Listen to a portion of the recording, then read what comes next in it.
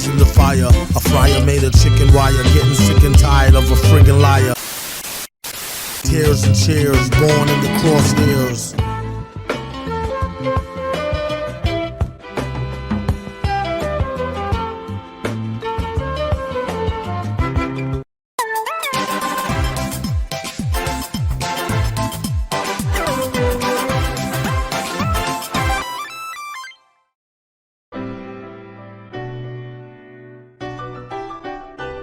This is where we come from. I think it's no surprise that a lot of us love and adore Spider-Man. The story of a down-on-his-luck teenager, Peter Parker, whose life changes after his encounter with a radioactive spider bite, giving him the powers to become New York's amazing, spectacular, and ultimate Spider-Man. Whether it be through his numerous appearances on the big screen, his amazingly well-told video game adaptations, or his hit-or-miss number of TV shows, a thing you can commonly associate with Spidey fans is that you can't get them to agree on one specific media, and everyone shares their own opinion. You know, despite how wrong some of them are. Far From Home is not a good Spider-Man movie. Oh, brother, this guy stinks! But what most fans of the Wallcrawler can agree on is how good Spectacular Spider-Man is. Premiering in 2008 and created by Greg Weisman and Victor Cook, this series remains to this day one of the only series to be labeled underrated by Spidey fans, to a point where even now creators such as myself are still making reviews, top 10s, or even video essays on it. But I don't see many people discuss what functionally makes it a great series. What makes it stand out from the rest of the Spidey series out there? Well, let's find out.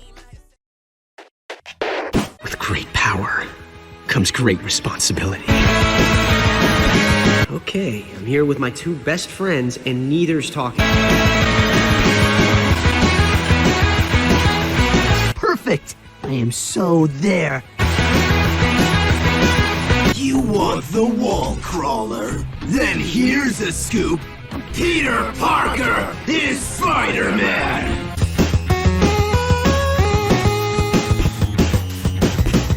First thing we need to note is that Spectacular Spider-Man is a Spider-Man story without any of the core details of what makes a generic piece of Spider-Man media. It doesn't tell the tale from the very beginning with the whole "with great power comes great responsibility" type stuff. Rather, it drops us into the story mere months after the spider bite. With a new school year at hand, Peter has to deal with new villains, symbiotes, lost friendships, relationships, constricting curfews, and everything else that comes with adolescence. The show's main gimmick that could interest most fans is that it's a Spider-Man story that wears its inspirations on its sleeves, taking different aspects from a majority of the Stan Lee, Steve Ditko, and John Romita Sr. era of the Amazing Spider-Man comic run, with its mix of camp, serious, and its high school setting, along with the tone of the Ultimate Spider-Man comics and the Sam Raimi trilogy of films, altogether giving Spectacular a feel vastly different from any other Spidey media out there. And this might seem like a bit of a stretch, but I feel like it inspired a handful of Webhead stories that still go on to this day. And with these inspirations comes new ways to make our main character. Although films such as the Raimi trilogy and comics brought their own versions of Peter Parker, Spectacular is where I personally feel as if this is the most interesting interpretation yet, because this is only one of a few Spidey shows to successfully show the two versions of Peter Parker, both the high school kid and the Spider-Man himself. In this series, Peter is a character of many quirks. Not just intelligent, he's also considerate, cocky at times, tactical, somewhat clumsy, and much more. And all of these aspects for the character can also be said about his web-swinging persona. This isn't some geek that always wants to show that he's smart like other series will have you believe. This is a character that you can also imagine in real life doing these things. Together, they both help tip the scales of the story.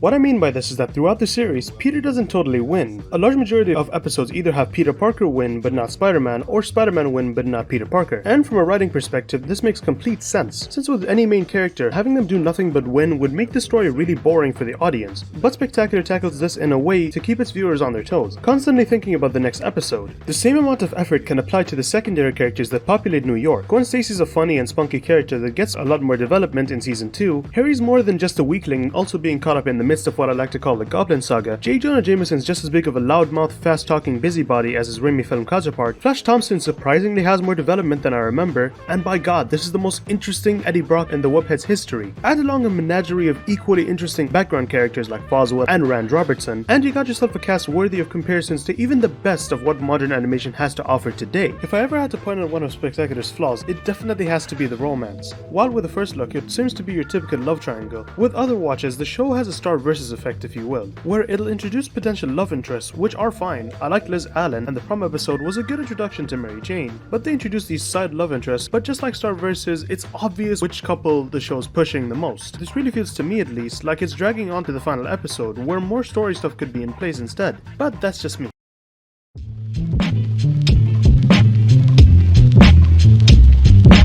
But no Spider-Man series would be complete without that iconic as heck rogues gallery. Sandman, Rhino, Doc Ock, Electro, Shocker, Chameleon, Black Cat, Vulture, and who could forget Green Goblin. All of these were phenomenally done throughout the series, having their own build-ups, origins, and even character changes during its run. However, it's not just supervillains running around causing trouble. Well, most of the time. There's also a narrative with them. The bulk of the series focuses on Spidey's struggles to take down a major threat.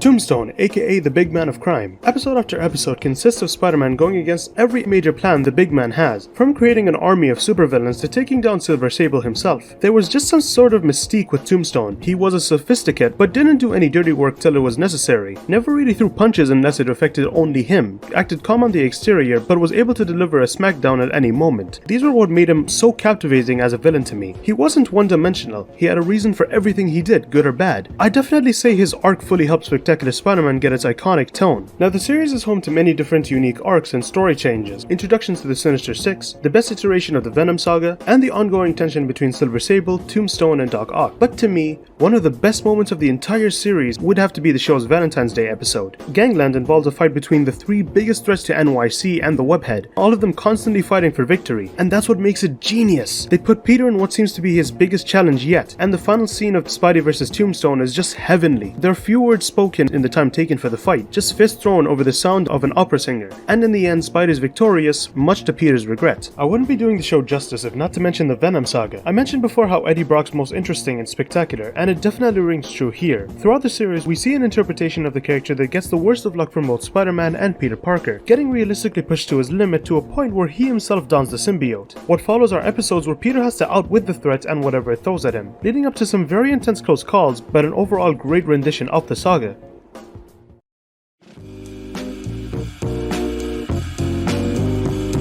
At the end of the day, when you talk about what makes the show work, there's not one concrete answer. Most of the time, it depends on the person you ask, but I won't end this video off on a mystery. Let's get a little personal. The thing that made the show work for me was its relatability. If you think about it, Peter leads a very difficult life. He has to juggle an internship, work, school, holding down friendships, and losing bonds on top of being Spider-Man. Any real person would crack under the pressure, but Peter pushes through and stays optimistic, no matter the challenge. This is where I found my enjoyment of the show. For me personally, I'm currently a foundation student juggling a freelance editing career, friendships, and this YouTube channel, carrying all of them with some perseverance, and I found comfort in Peter Parker's story here, and that viewer is what made it so good to me. Not many works managed to break the cartoon space more than a decade later, but Spectacular is definitely one of them.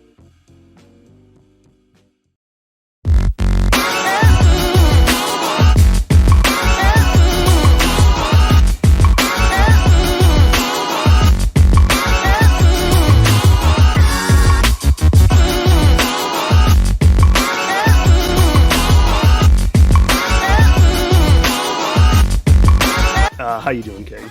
Yeah. What? Nah,